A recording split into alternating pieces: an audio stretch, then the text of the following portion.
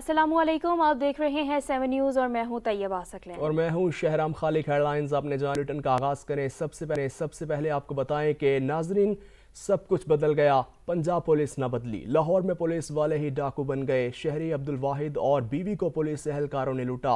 गुलबर्ग में पुलिस एहलकारों ने शहरियों को लूटने वाले अपने ही पेटी भाई गिरफ्तार कर लिए। डीएसपी आमिर अब्बास ने तीनों एहलकारों को इंक्वायरी के बाद हवालात में बंद करवाया, मुकदमा दर्ज कर लिया है। लाहौर में पुलिस वाले ही डाकू बन गए। शहरी अब्दुल वाहिद और बीवी को पुलिस एहलकारों ने लूटा। गुलबर्ग में पुलिस का ये नया कारनामा सामने आ चुका है, जबकि आपको बताते चलें कि आमिर अब्बास ने तीनों एहलकारों को इंक्वायरी के बाद हवालात में बंद करवा दिया है।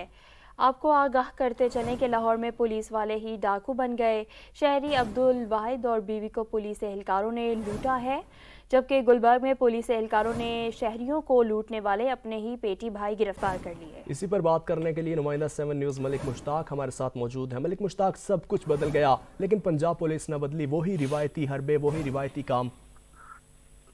जी बिल्कुल, ये थाना गुलबर्ग का वाकया है कि पुलिस वाले कोतवाल खुद ही डकैत बन गए। पुलिस की वर्दियों में रात को गश्त करने वाले पुलिस एहलकारों ने ही कजाफी स्टेडियम में अब्दुल वाहिद नामी शख्स अपनी फैमिली के साथ खाना खाने के लिए आया था, तो पुलिस के 3 एहलकार जो वर्दियों में मलबूस थे और उन्होंने उस गाड़ी को रोका और उसकी तलाशी ली।